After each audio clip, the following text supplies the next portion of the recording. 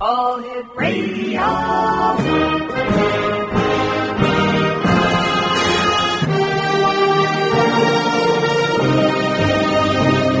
Welcome to the X Zone, a place where fact is fiction and fiction is reality.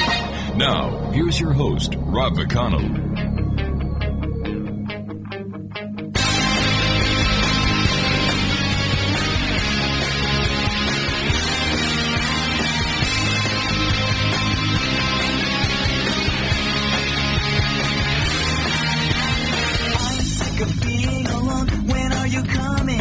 Just a glimpse of your face. I can remember smelling your hair. I'll meet you anywhere, somewhere that no one can retrace, somewhere where no one will know our faces.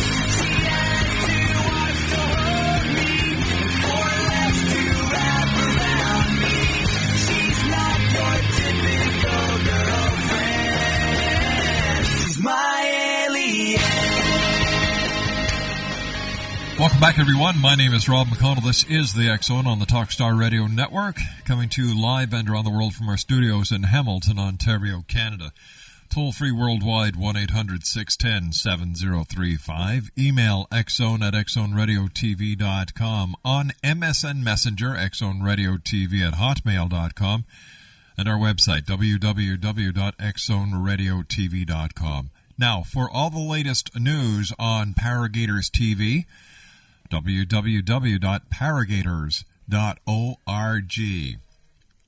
My guest this hour, Exonation, is NUNZIO ADDABBO, and he is a retired international engineer and construction management consultant on some of the world's largest projects. Licensed as an amateur radio operator since 1950, he speaks English, Spanish, Italian, and some Farsi, is an experienced technical writer, inventor of the patented Pilot's VOR speed position calculator and the split paraboled antenna, holds commendations from the National Academy of Science and Smithsonian Astrophysical Observatory, and instrument-rated commercial pilot. He is the capture team outsider with the inside secrets in the JFK Assassination conspiracy, and a historian, and is a member of the American Radio Relay League, the Radio Society of Tucson, the 398th Bomb Group Memorial Association, the Air Force Navigators Observer Association, the Military Officers Association of America, and the Association of Former Intelligence Officers. Joining me now is NUNZIO ADDABBO. I'm sorry about that, NUNZIO. Welcome to the X Zone. Thank you very much, Rob. Appreciate the call. Tell me, what are your qualifications when it comes to discussing UFOs and extraterrestrials? Well, ever since I attained my astronomy merit badge as a Boy Scout many years ago, I believe it was around 1935 or possibly 36, I often wondered if other intelligence existed in our universe. Then after high school, I became an aviation cadet and was commissioned a B-17 navigator during World War II. I was engaged in 30 combat missions in Europe. Then after the war, I became a civil engineer and taught celestial navigation in the Air Force Reserves. And I also became an instrument-rated pilot, commercial pilot, and became a licensed amateur radio operator in 1950. And as a radio operator, antennas have always been my passion. I invented the split paraboloid antenna and the pilot's speed position calculator. In 1956, the National Academy of Sciences announced that they were forming the International Geophysical Year, and that would be the period from July 1957 to December 1958. And it was during that 18-month period when we were going to be tracking a satellite to be placed in an equatorial orbit by a Vanguard rocket. Across the U.S., so at that time we had, when the program was in full operation, we had 115 optical tracking stations in the U.S., and I directed the largest one with 16 telescopes and a team of 90 observers. As we all know, the Russians launched the first satellite called Sputnik. Sputnik, that's right. On October the 4th, 1957. I just happened to be conducting a practice session that night and became the first person to officially track and record Sputnik. Nunzio, please stand by. You and I have to take a commercial break. We'll be right back. Exonation, our very special guest this hour is Nunzio ADDABBO. ADDABBO, that's right. His website is, here's a couple of websites. Interesting gentleman, www.sisterglobe.com, www.hamheroes.com, and www.target-jfk.com. We'll be back on the other side of this commercial break in 2 minutes as we continue here in the X Zone from our studios in Hamilton, Ontario, Canada.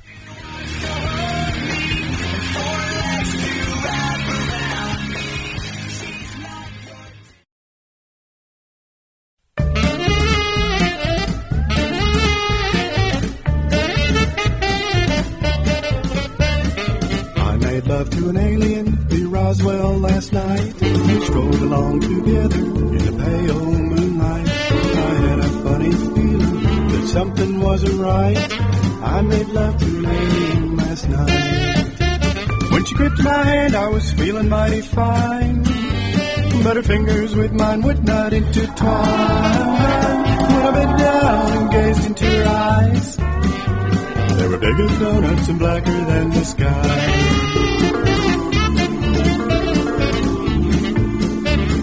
Said I'm feeling lonely. I said, Lord, so am I. We'll stroll along together. Exonation, Nunzio ADDABBO was our special guest. His websites here. I've got three very interesting websites for you. www.sisterglobe.com. That's www.sisterglobe.com. The next site is hamheroes.com. That's HAMHEROS.com.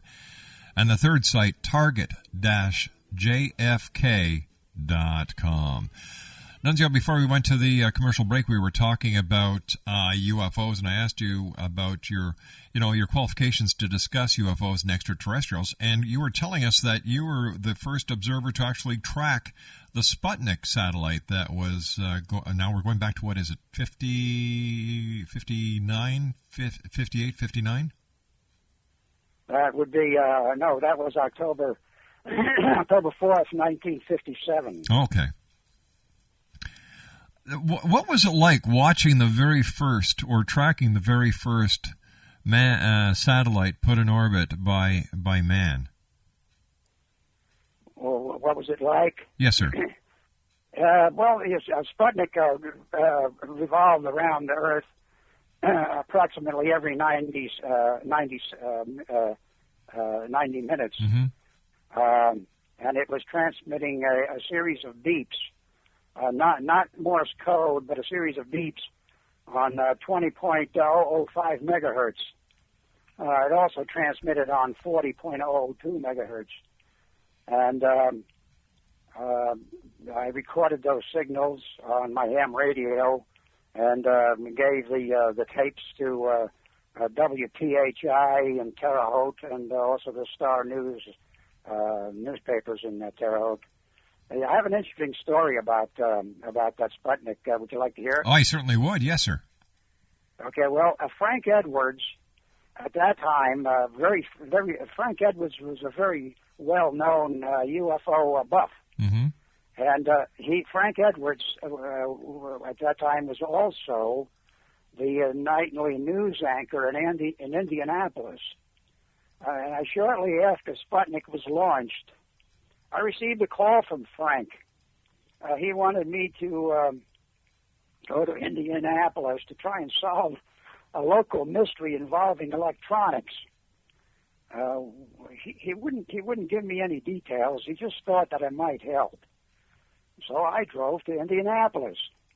When I arrived at the site of the mystery, there was a little house with the roped off yellow police ribbon. Mm-hmm. There were police cars available, and fire trucks, and there were 2 electricians on the site. The area was all lit up with floodlights. There was a large table with coffee and donuts, and Frank had a TV crew on hand.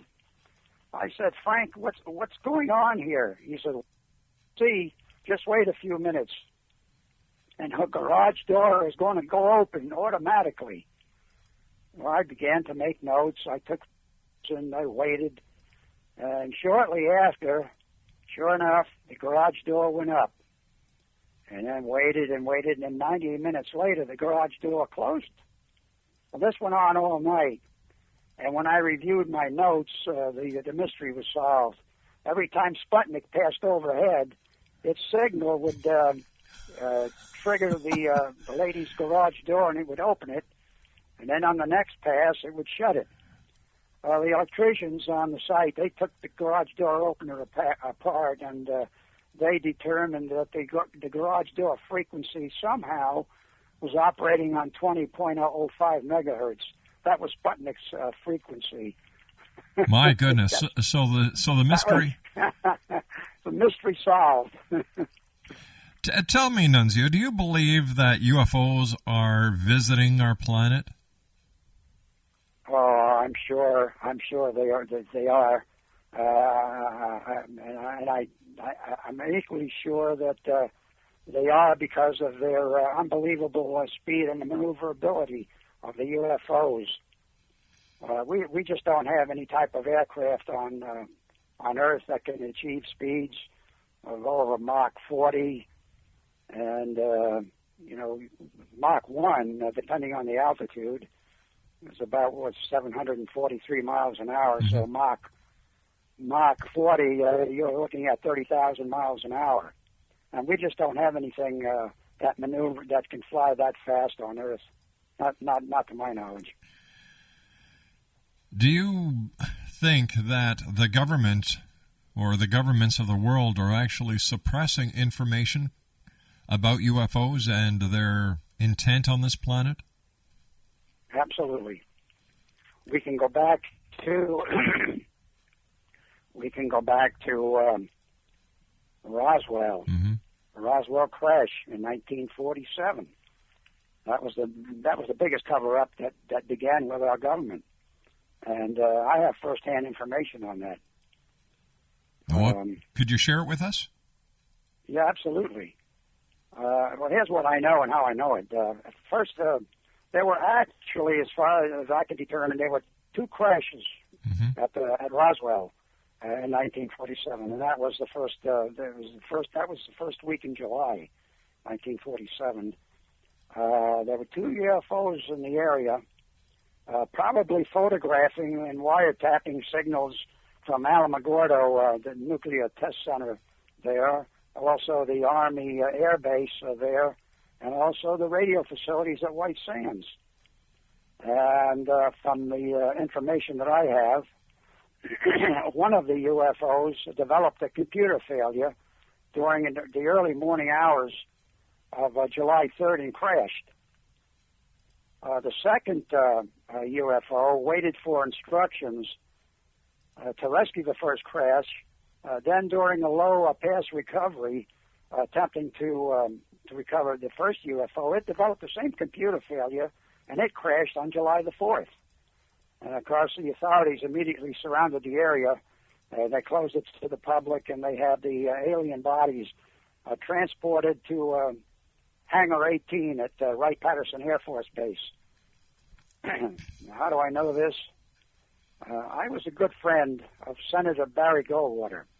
I met Barry many years ago through ham radio. Mm-hmm. Barry was a very active ham radio operator, and we became good friends on the radio, and we met several times in person. And I had a lot of contacts with Barry over the years. Now, Barry believed in UFOs. How do I know? He told me.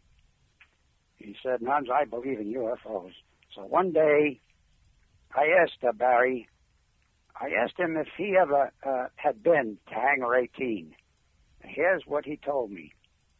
That one day, he talked to General Curtis LeMay for access into that hangar, and Bombs Away LeMay told him, "Damn you, Barry, don't you ever ask me that question again." Well, you know, I always believed that Barry actually did get into Hangar 18, but told that story to many people as a plausible denial story. And now the story gets better. I also knew Harry Godley. Now, Harry, at that time, was in charge of all civilian personnel at Wright-Patterson in the 40s and 50s. And if I understand right, there were over 2,000 civilian employees at Wright-Patterson going back to that time. That's correct.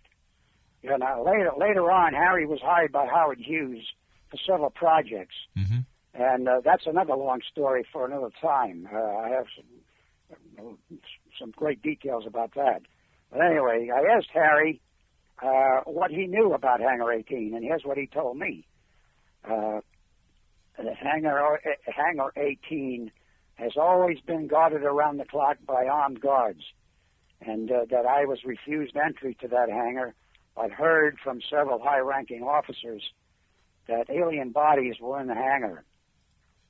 And he also said that I learned later on, bodies were secretly transported to Area 51 in Nevada. That's the old Area 51. That's the Groom Lake area, just north of Las Vegas. Now the whole world knows that Area 51 has always been a secret and well-guarded base, and all the known sources tell me that they have an underground city there. I've got this all detailed in my book, Globe. But doesn't it make sense that a nation as strong and as free as the United States should have secrecy when it comes to the development of weapons that could be used against other countries that would pose a threat to the United States? And having a city under the tarmacs of Area 51, especially in the days of satellite photography that is so perfect, would make a lot of sense to a lot of people. Well, how does this help with the story that there's crashed UFOs and aliens that are actually being kept at Area 51? And why do the skeptics or the true believers downplay the part of national security? Well, I'm not so sure about that. But here's what's strange about the whole episode. Why does Title 14, Section 1211 of the Code of Federal Regulations in the U.S. make it illegal for U.S. citizens to have any contacts with extraterrestrials or their vehicles? That's one of the reasons why our famous astronaut Gordon Cooper was at odds with NASA and the Pentagon. He wanted to reveal all these secrets, and they wouldn't let him. All right, stand by. You and I have to take our news break at the bottom of the hour, Nunzio. Nunzio ADDABBO is our special guest. Exonation 3 websites. Sisterglobe.com is number 1. Hamheroes.com is number 2. And target-jfk.com is number 3. We'll be back on the other side of this commercial break as the X Zone continues from our studios in Hamilton, Ontario, Canada, on the Talkstar Radio Network and the X Zone Broadcast Network. Don't go away. We'll be back right after the news. But something wasn't right. I made love to a lady last night. When she gripped my hand, I was feeling mighty fine. But her fingers with mine.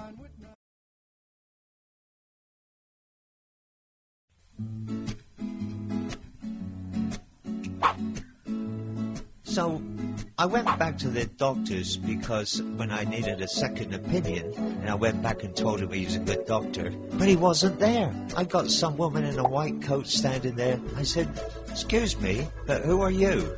She said, "I'm a nurse practitioner." I said, "You mean you're practicing being a nurse?" She said, no, not quite like that.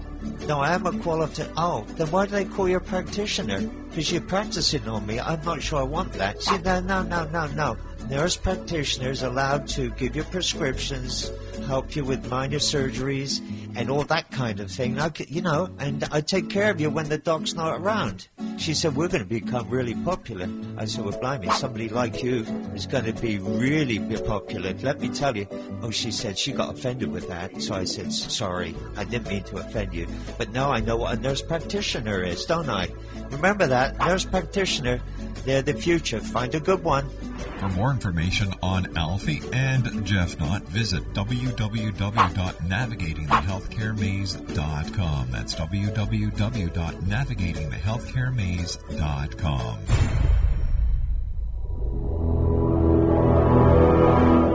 The X-Zone radio and TV show is largely an opinion talk show. All opinions, comments, or statements of fact expressed by Rob McConnell's guests are strictly their own and are not to be construed as those of the X-Zone radio and TV show or in any manner endorsed by Rob McConnell, REL-MAR McConnell Media Company, Talkstar Radio Network, its affiliated stations, or employees.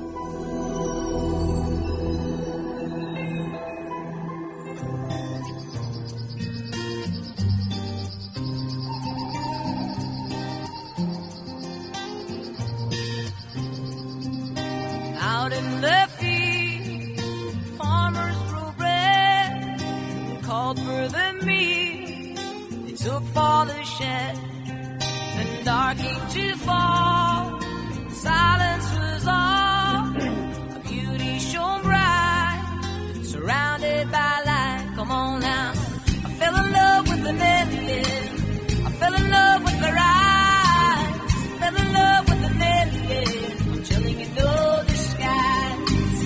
I'm in love with the million, I'm in love with the rise, I'm in love with the million, I'm telling you no disguise.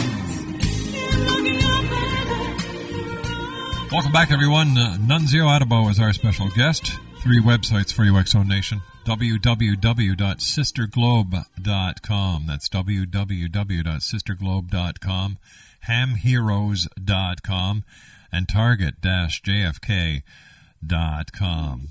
Nunzio, I have to ask you at this point, have you ever had an encounter with an extraterrestrial? And if so, when, where, and under what circumstances? Yes. When I wrote Target JFK, well, that was the final chapter in the JFK assassination. I had no idea of Boris Kuchenko as a true identity. But Boris, in my book, is a Russian who eliminated one of the members of the hit team who assassinated President Kennedy. I met Boris in Mexico, and he looked exactly like a typical white earthling. I learned when I wrote Globe that Boris was an extraterrestrial from Globe, and that his son Boris Jr. Lives in Moscow, and he's a member of the conditioning team that you'll find very interesting. Boris Sr. was a barred from Las Vegas casinos because he was winning too much money at blackjack. According to the documents that I transcribed from Globe, I learned that he had, like all globes, microchips implanted in his temporal bones, which sent impulses to his brain, giving him a computer memory. I had no clue how that worked, but Boris Sr. Died a few years ago. I believe it was, I think it was in early, about 2001 and possibly 2002. And he died of lung failure. And the reason he died of lung failure is that, according to Globe, globe, the alien globes, cannot tolerate Earth's polluted atmosphere, and so they need to have their lungs purged frequently. And that was my encounter with an extraterrestrial. Now, you've made a couple of references to a globe. What exactly are globe, or who is globe? Well, globe is the book I wrote about the Earth's new sister planet, and there's a friend of mine met a physicist at the Arecibo Observatory in Puerto Rico. Mm-hmm. The Arecibo Observatory is the world's largest radio antenna. Arecibo antenna is a spherical dish embedded in the ground, and it's a 1,000-foot diameter dish that sends signals to outer space in hopes of making contact with aliens. I've been there several times. I did work in Puerto Rico, and I've been there during construction and then after it was in operation. So is it... I'm a little confused here, and I hope you can help straighten me out. This agent who you believe to have been white that you met, I believe it was in Mexico, was responsible or had some responsibility in the assassination of President John F. Kennedy. Am I correct so far? No, he was on the my whole book, Target JFK, mm-hmm. is the story of the JFK assassination solution, and it involves a friend of mine that I met many years ago when I returned from a trip from South America, and the Russian Boris Kuchenko happened to be a member of his team, and that's the team that eliminated the hit team that killed Kennedy. He was a good guy. All right, so Boris, who was part of the team that eliminated the team who assassinated President Kennedy, which means that the Russians were behind the assassination of President Kennedy, if I'm following this correctly, was an alien. So does that mean that the governments of the world, specifically the Russian government, was infiltrated or had been filled with extraterrestrials? Well, no, I don't think that's true. I don't think that the Russians had anything to do with the assassination. It just happens that Boris Kuchenko happened to be in Mexico City when Lee Harvey Oswald went to Mexico City mm-hmm. to the Russian embassy, and he also went to the Cuban embassy. That's when he met Boris Kuchenko, and Boris Kuchenko became a member of Tony's capture team. I got you. And back on February 11th, mm-hmm. 1990, I was an assassination target in Chile. I was shot off a high riprap pile and spent time in 2 Chilean hospitals and physical therapy in the U.S. And it was Boris Kuchenko who poisoned the man who tried to assassinate me. That's how I met Boris. Why would someone want to assassinate you? Well, because I could identify Kennedy's killers. Now, that's written in my book, Target JFK. All right, who was responsible for the assassination of President Kennedy?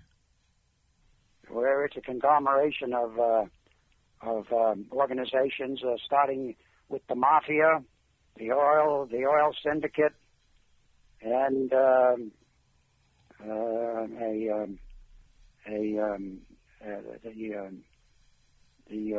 bank organization, and the oil syndicate, worldwide oil syndicate. They were all joined together, and they had one man that coordinated the effort, and his name was Daniel Hill. And Daniel Hill eventually was eliminated in Iran. And If this information is true, and I'm not doubting it, it's not. I'm just questioning it. How come this story hasn't been carried by mainstream media, and how come nobody's been brought to justice on it yet? Because the Kennedys suppressed all the information. I tried to get the book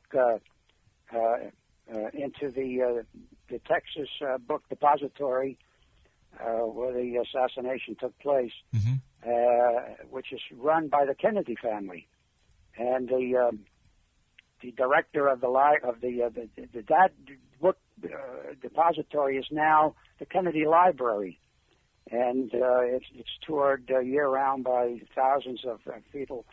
When we tried to get our book into the library, they said no, the Kennedys allow only the books on the Kennedy family, Camelot, the old man Kennedy, Kennedy Jr., JFK, Jackie, and the Warren Commission report.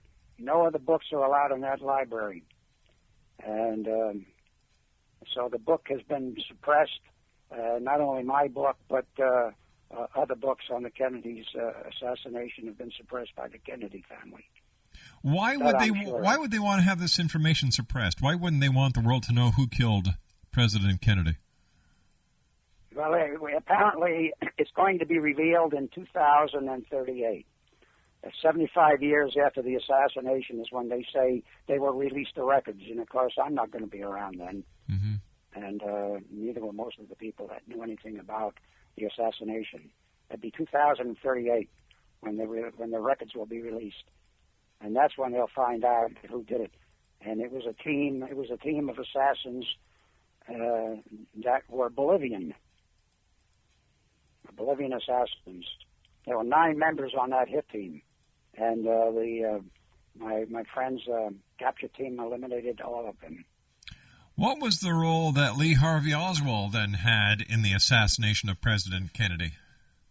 Lee Harvey Oswald was given a contract not to kill Kennedy, but to shoot the driver of the motorcade, and with the object of slowing down the motorcade and stopping it, and then Carlo Perez, who would be on the Dow Tex building, would take the final shot from the Dow Tex building while the motorcade was stopped. Well, Oswald suspected that he was being set up as a patsy, and when the motorcade made the final turn onto Elm Street, he chickened out and went down to the little coffee shop on the ground floor, or second floor rather, and his backup, which was a guy by the name of Gabriel, was his backup. He's the one who actually took 3 shots to shoot the driver, and the first shot missed. I believe it was the second shot that hit Johnson and not Kennedy. And during that day, there were actually 7 shots fired. 7 shots, but only 5 of the shots were real shots. The other 2 were remote charges that were placed in the grassy knoll and the trees, remote control charges. So there were 3 shots from the Texas Book Depository, 1 shot from the Dow Tex building that hit Kennedy in the back of the head, and then another shot from the grassy knoll by Dan Hill that I mentioned was the organizer of the group, and he took the frontal shot. Oswald was supposed to go out the back door of the book depository, and he knew that there was something going on, and instead of going out the back door, where he was going to be shot by Dan Hill, and then Dan would take the credit for killing the man who killed Kennedy, and Oswald went out the front door. And he went out the front door, and nobody stopped him. He went to his boarding room where he picked up his revolver, and he went to the theater. And he went to the theater to pick up his money. He had this contract for $25,000 and he was supposed to pick up his money. Well, he would. Then that's when he was apprehended by the police. Was Jack Ruby part of the plot, or was Jack Ruby just a person who loved President Kennedy who got caught up in the emotional swing of the events? Yeah, Jack Ruby was also a patsy, set up by Dan Hill. Dan Hill brainwashed him to believe that Oswald was the one who actually shot Kennedy, and so he had a contract to kill Oswald, and he did. And of course, Jack Ruby was an ex-mafia hoodlum who ran the Carousel Club in Dallas, and he was in with all the police. He'd give the police free drinks and free access to some of his girls, and so he could come and go through police lines without being stopped, and that's how he got into the basement to assassinate Oswald when they were getting ready to take Oswald into another cell. Nunzio, please stand by. We've got to take our final break for this hour. Exo Nation, very interesting, gentlemen. Nunzio, ADDABBO. Here's some websites. SisterGlobe.com, HamHeroes.com, Target-JFK.com. That's Target-JFK.com. I'll be back on the other side of this commercial break as we continue from our studios in Hamilton, Ontario, Canada, on the Talkstar Radio Network and on the X-Zone Broadcast Network. Don't go away. I'm in love with the Marion. I'm in love with the rise. I'm in love with the Marion. I'm chilling in the sky.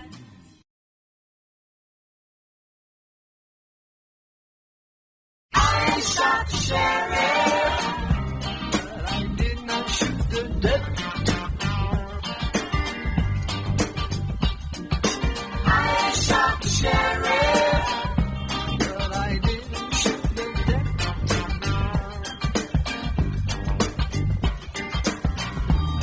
All around in my hometown, they're trying to track me down. They say they want to bring me in guilty for the killing of a deputy, for the life of a deputy. But I say,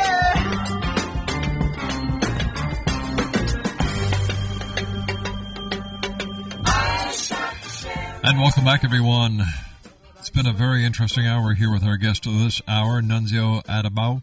His websites are SisterGlobe.com, HamHeroes.com, and Target-JFK.com. Tell me, Nunzio, one question I've always wanted to ask someone, is there a connection between extraterrestrials and the Bermuda Triangle? Oh, yeah. I have the report. When I wrote my book, Ham Radio Heroes, during my research, I received many letters for ham radio operators that wanted to be in my book. Now, two of those letters were from operators that heard signals in the Bermuda Triangle on 652 megahertz. And one was a maritime mobile, the other was an aeronautical mobile. Now, what makes that interesting is that, unusual is that 652 megahertz happens to be TV channel 44, and there's no such channel broadcasting in the Bermuda Triangle on that frequency.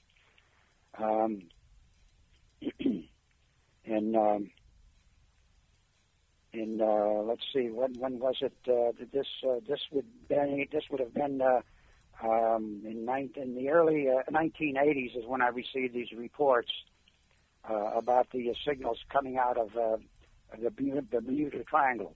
Now, the other significant thing about that frequency, 652, is when I wrote my last book, Globe, it was determined that the extraterrestrials received signals from 652 megahertz, and that one of their UFOs crashed in the Bermuda Triangle.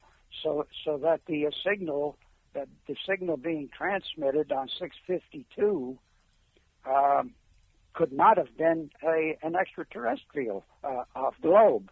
It was either a different extraterrestrial, it was one of our submarines, a foreign sub, or possibly a USO. But it was not a signal being transmitted by globe. So that is very unusual. NUNZIO. I know that you're an expert on paranormal, and I've got something that's really going to interest you. Well, you know what? We've run out of time for tonight, unfortunately, but we will have you back on because we still have so much to talk about. NUNZIO, I want to thank you very much for joining us, and I look forward to the next time you and I meet here in the X Zone.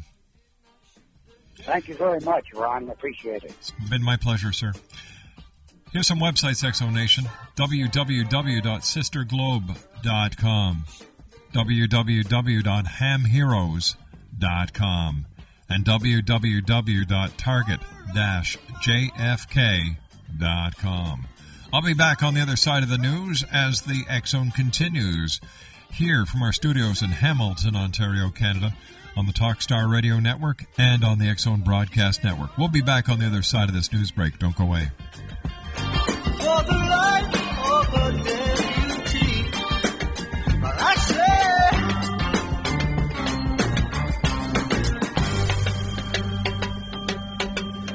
shot the sheriff, but I swear